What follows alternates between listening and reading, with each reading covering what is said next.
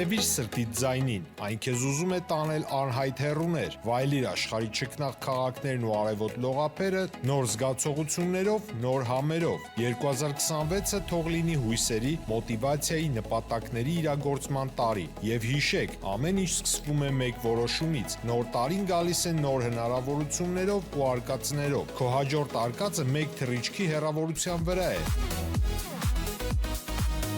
Travel with M 095 89 20 48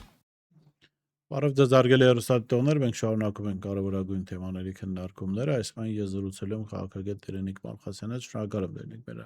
հրավերն ընդունելու համար։ Նախորդ տարին ավարտվեց եւ այս տարի սկսվեց այսպես սոցիալական անարդար որոշումների բումով, հա, պարզվեց, որ կառավարությունը ոչ միայն իշխանությունները ոչ միայն ազգային ժողովի падգամավորներին են 3 միլիոն դրամի չափով պարգևատրել, այլ աստղաբաշխական պարգևատրումներ են եղել նաև նախարարներին, Նիկոլ Փաշինյանին, վարչապետի պաշտոնը զբաղեցնողին Նիկոլ Փաշինյանը տարբեր պարգևատրումների այսպես համընդհանուր պատկերը 18 միլիոն դրամներ, տարբեր որոշումներ։ Միայն Նիկոլ Փաշինյանին։ Այո։ Նախարարները 7-ից 9 միլիոն դրամ պարգևատրումներ էին ստացել։ Եվ իրենց ամբողջ ասածը սա էր, որ արդար է, աշխատել ենք, դժվար աշխատանք ենք անում, սա մեր աշխատանքի գնահատականն է։ Արդյոք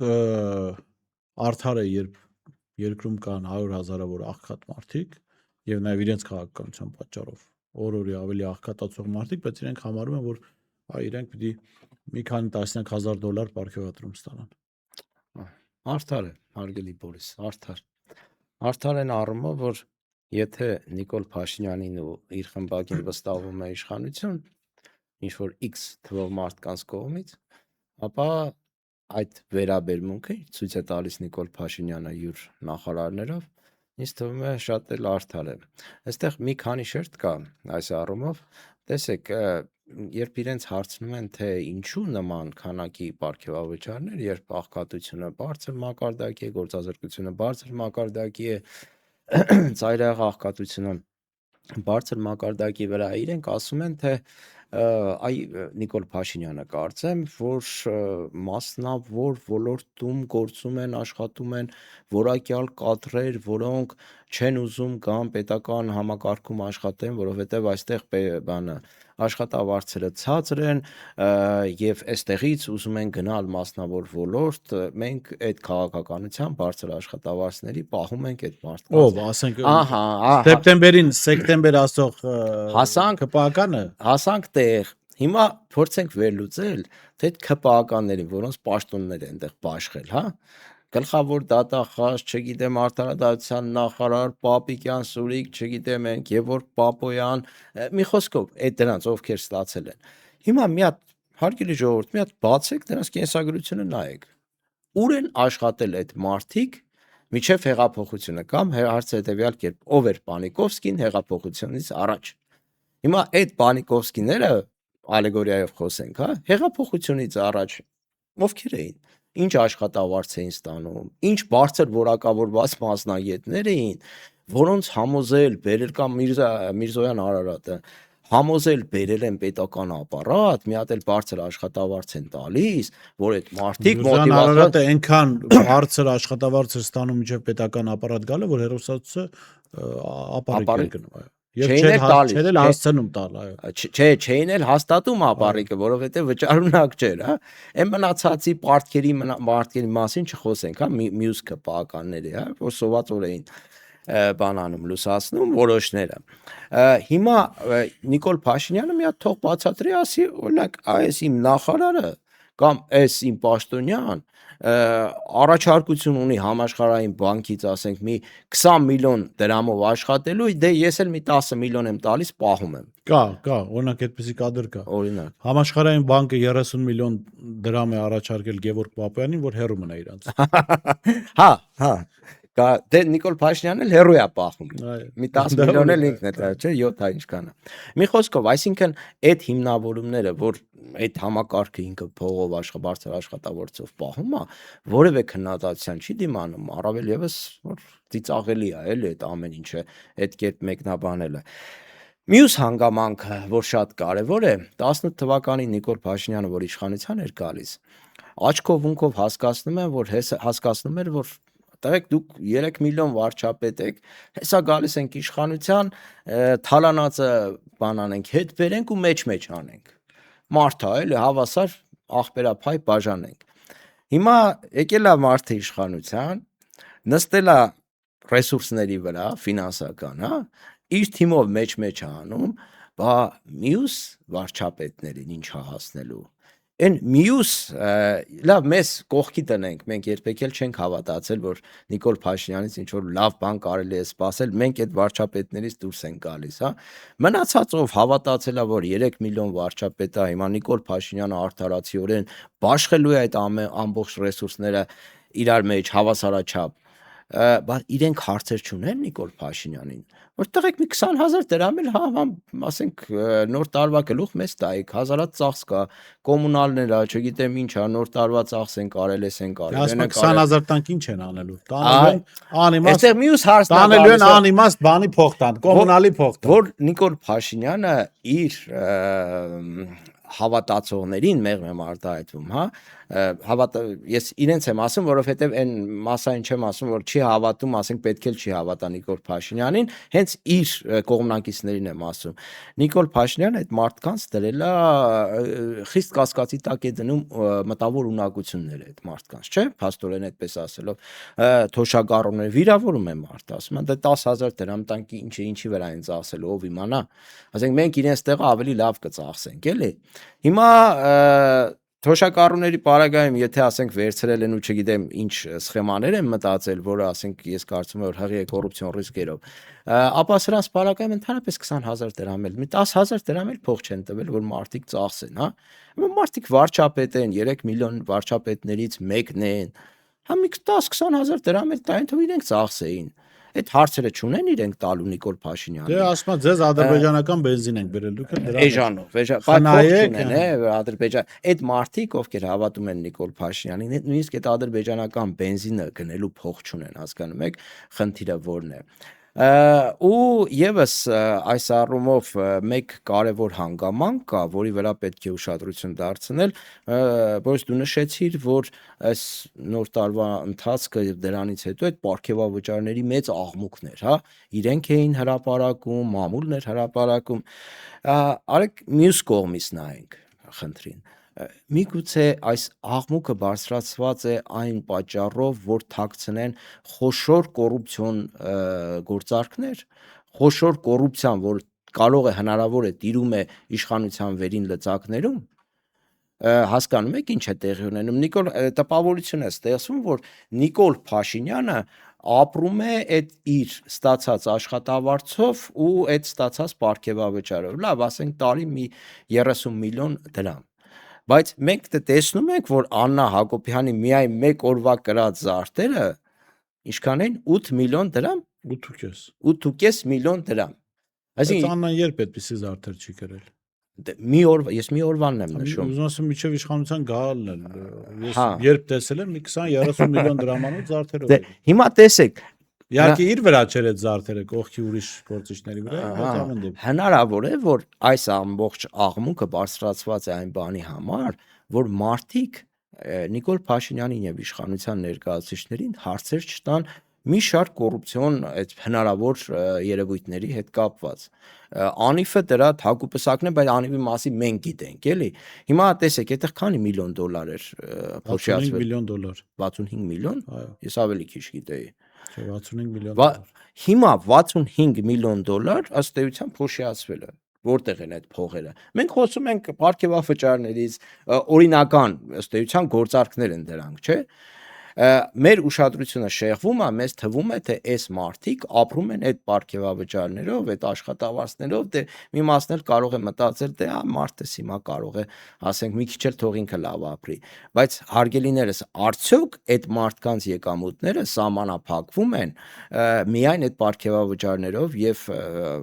ինչեր են այնտեղ հավելավճարներով։ Արդյոք գնել Սանոսյանը այնտեղ առանձնատուներ կառուցում, ճիշտ եմ։ կամ կառուցել վերջացրել էր Արարատ Միրզոյան։ Արարատ Միրզոյանը, այն Կոնջորյան, ինչ էր, Հայկը։ չգիտեմ դրա անունը։ Կոնջորյան Հայկը։ Հա, դա ինչ որ բան էր, առանձնատուներ ձեռք բերել ու մնացած, ասենք եթե դնենք քրքրենք, նայում ես, ասենք պարզ կիսած սխալ պրատ բաները լրացրած այդ հայտարարագրերը, հասկանում ես, որ այս մարդիկ յուրաքանչյուր ասենք 5-600 հազար բարձր աշխատավարձ է համարվում, չէ 5-600 հազարը 5-600 հազար ես դիմում եմ այդ քաղաքացիներին, որոնք այդքան աշխատավարձ են ստանում, իրենց թույլ տալիս են, կներեք այս բարիս համար, նիկոլական չինովնիկների կայֆեր։ Կարան իրենց թույլ տան այդ ամեն ինչը, ինչ թույլ են տալիս նիկոլական չինովնիկները։ Ես կարծում եմ, չէ, հնարավոր չէ։ Եթե ասենք 4-5 հոգանոց ընտանիք է, հնարավոր չէ այդ 5-600 հազար դրամով նման ծախսեր, նման ճոխ կյանք վարել։ Սրանք հարցեր են, որոնք պետք է Գալան օրինակ իր 7 միլիոնի կողքը դնում էր, որ իրենք թոշակառուներին լավագույն դեպքում 5000 դրամ քեշբեքի հնարավորություն են տվել։ Ասես մենք ստացել ենք 7 միլիոն, թոշակառուներն է քեշբեք կարող են անել 3000 դրամ։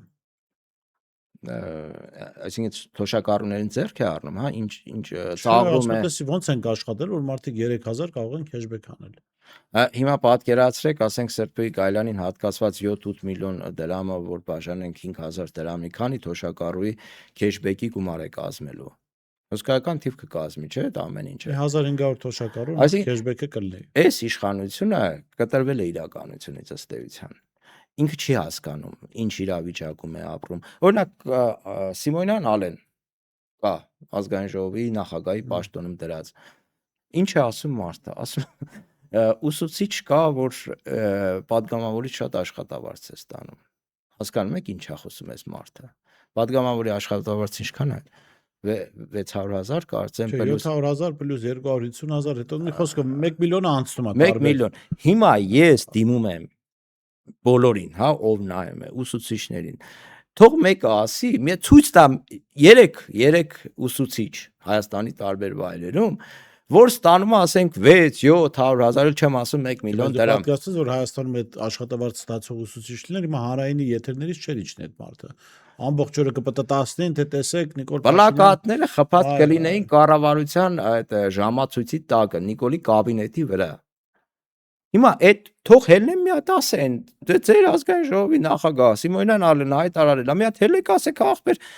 600,000-700,000 փող ենք ստանում։ Ասենք կարող է տրաֆարետային մի հոգի գտնեն, հա, որ չուր գումարել հանել են եւ այլն, բայց նույնիսկ դա էլ չեն գտնի։ Ուղղակի խնդիրն է նա, որ մի հոգով, 2 հոգով, 3 հոգով չի կարելի ասել, որ ուսուցիչներ կան, որոնք ստանում են ազգային ժողովի բանից։ Եթե անգամ կան։ Եթե անգամ կա, ես չեմ կարծում, որ կան, ասում եթե անգամ կան, դա ոչ քանակ է կազմում, ոչ էլ որակ է կազմում։ Այսինքն այս մարդկանց այդ բառը չեմ ուզում օգտագործել, մի խոսքով սահմաններից դուրս գալը արդեն ինֆլյացիայի են ենթարկվել այս մարդիկ, կտրվել են իրականությունից, դե փողը տեսել են, իշխանությունը տեսել են, իրենք սկսել են մտածել կատեգորիաներով, որոնք հասարակության մտածած կատեգորիաների հետ չեն համընկնում ռեզոնանսային առումով։ Դե տես, հիմա նախորդ տարի մենք ամփոփեցինք ինչով քննարկում ենք նաև մեր քննարկած հարցերից մեկն այն էր, որ կառավարության որոշմամբ Սամվել Ալեքսանյանին 60-65 միլիոն դոլարի արտոնություն տվեցին։ Հիմա տարին էլի սկսեցին Սամվել Ալեքսանյանով 5-6 միլիոն դոլար էլի արտոնություն։ Հա, բայց իրեն սրտի օլիգարխն է, բայց կարող է քեզ այն տալիս կամ ինձ։ Այսինքն Բորիս ջան, չէ, սա մարդիկ պիտի թոշակառուները, մեր քաղաքացիները, ովքեր շարունակում են հավատալ Նիկոլ Փաշինյանին, դրանք պիտի տեսնեն այս ամենը։ Սոցիալական արդարության առումով Սամվել Ալեքսանյանը պիտի տային։ Սոցիալական արդարության առումով, հանրային ռեսուրսների արդարացի պաշտման առումով Հայաստանում ոչինչ այն ինչ կար նախկինում, աղքատներին թալանում են, էլի տալիս են հարուստներին։ Աղքատները ավելի են աղքատանում, հարուստները ավելի են հարստանում։ Այդ հարուստների շատ մեծ մասն էլ իշխանության հետ համագործակցելով է հասնում այդ հաջողությանը։ Առանց իշխանության հովանավորությունը վայելելու ես չեմ կարծում, որ Հայաստանում այդ աստղափաշխական թվերի հետ գործ ունեցող բիզնեսներ հնարավոր է անել։ Այդքան բան։ Եթե չկա իսկ եթե կա իշխանության հովանավորությունը, դա արդեն կոռուպցիոն ռիսկեր է իր մեջ պարունակում։ Այսպես շղթան, փակ շղթայի մեջ մենք ապրում ենք։ եւ չկա որևէ իշխանության կողմից ցանկությունը անգամ ցանկություն է շղթայից դուրս գալու իրենց խոստացած սոցիալական արտարությունը հաստատելու Բորիս ջան 2018 թվականին այս մարդիկ խաբել են ժողովրդին այն առումով որ անգամ հասել էին այն բանին որ ասում են օլիգարխների դղյակները խլելու ենք մանկապարտեզներ մանկատներ ու դպրոցներ սարքենք Քանի դղյակ խլվեց, քանի դպրոց սարքվեց, քանի, չգիտեմ, մանկապարտեզ սարքվեց այդ դղյակներով։ Իսկ ինչ վերաբերում է, ասենք նույն հիմա իշխանությունը ինչ է անում։ Հայտարարություններ է անում, չէ, այդպես բաներ են անում, այն կան, թրաշով մեկը կար, անունը մոռացա, Վահագեր երևի, Ալեքսանյան։ հա, էդի հայտնվում ասում է, մեր դղյակները հետո մի հատ էլի երևի այդ Կոնջորյանը, մեր դղյակները ցույց է տալիս, ինչ որ դպրոցներ են սարքում, էլի։ Ուրեմն նա տեսեք Նիկոլի իշխանության օրոք 18 թվականից մինչև 26 թվականը ես Շիրակի մարզի տվյալներն եմ դուրս բերել փակվել է 57 գրադարան գյուղական համայնքների մասին է խոսքը 57 գրադարան է փակվել եթե գրադարանը փակվում է դա ինչ է նշանակում դա նշանակում է անկրագիտության խրախուսում հա անկրթության խրախուսում նաև դա ենթադրում է որ մեծ հավանականությամբ փակվելու է նաև այդ համայնքի այդ բնակավայրի դպրոցը ու նայում ես որոշ խոսակցություններ փաստաթղթավորված կան հիմա հստակեցումներ են պահանջում որոշակի առումով որ Շիրակի մարզում փակվելու է 47 համայնքի դպրոց համայնք չէ բնակավայր են հիմա դարձել 47 դպրոցա փակվելու մի դպրոց սարքում են 3-ը փակում են մի դպրոցի վրա փիառվում են այս իշխանության գործելավոճն է Այդ որ ցույց են տալիս հարկելի ժողովուրդ որ ինչ որ սիրուն գույնս գույն մեծ ինչ որ դպրոց են սարքել հավատացած եղեք որ դրա կողքը 3 հատ դպրոց փակվել է իսկ եթե 3 դպրոց փակում են կարող են չէ իրենց թույլ տալ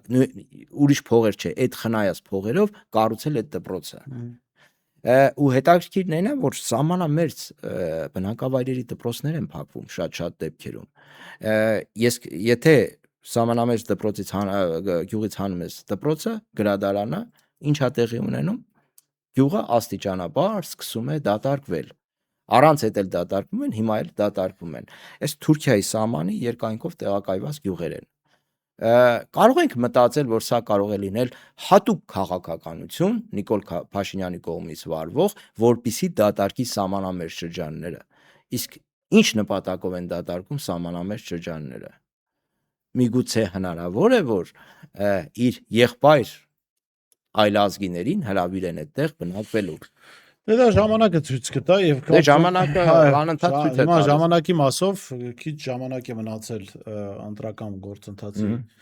մեկնարկին 2026 թվականի հունիսի 7-8-ի ընտրություններին օրը հստակ չի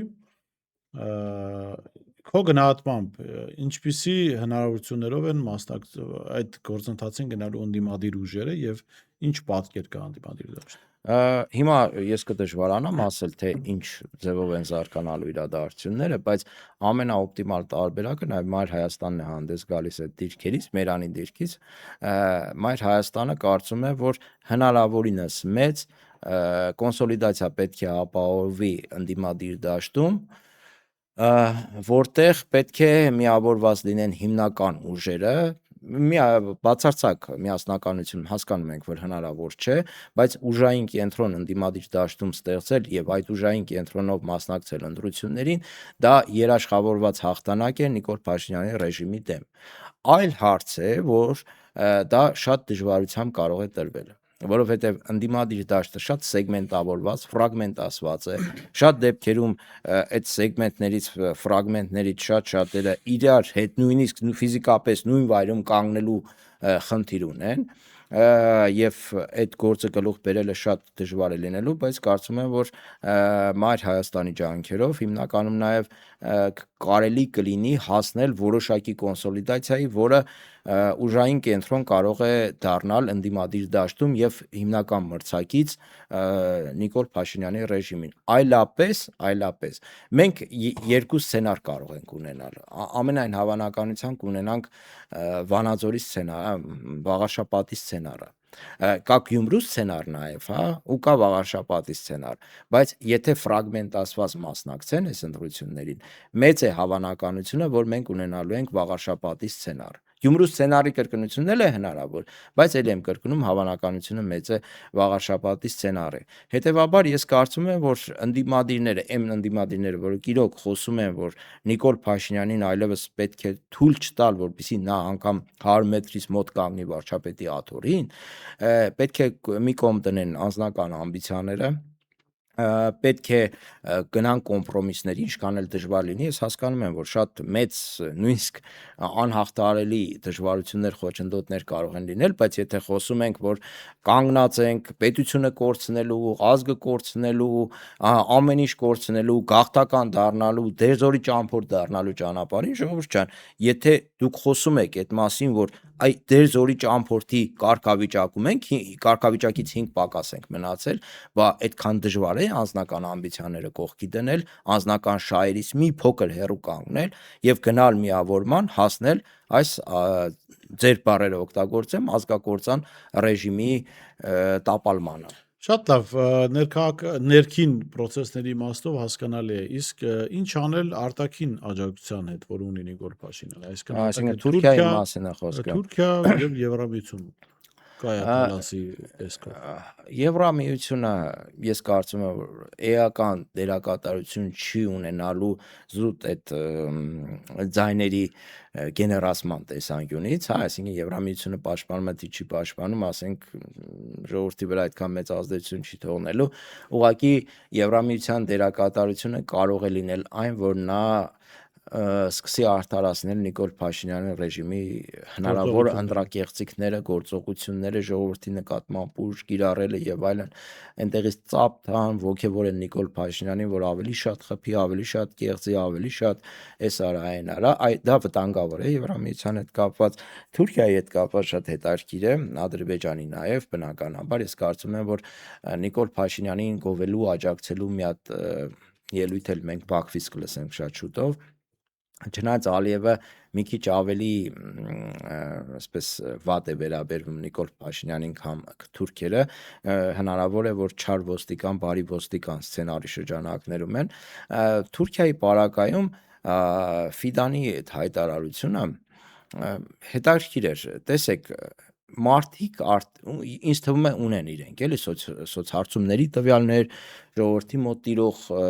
տրամադրությունները գիտեն, լավ պատկերացնում են, եթե նա նման բացահայտ հայտարարություն է անում, որ Նիկոլ Փաշինյանը կառուցողական է, բարձր այդ ինչ ունի, վարկանիշ ունի, հա, հետևաբար մարդը ցանկանում է մյուս, ասենք 26 թվականի ընտրություններից հետո եւս տեսնել Նիկոլ Փաշինյանին վարչապետի աթոռին, դրանից պարզ աջակցություն էլ ինչպես են արտահայտում, ես չգիտեմ, էլի, մնացել էր, որ ասեին հաշվի համար տվեք մի քանի միլիոն լիրա փոխանցենք ծախսերի համար նախընտրական, այդ եմ պատկերացնում, ես չգիտեմ, էլի։ Դեռ չեմ փոխանցի։ Հա,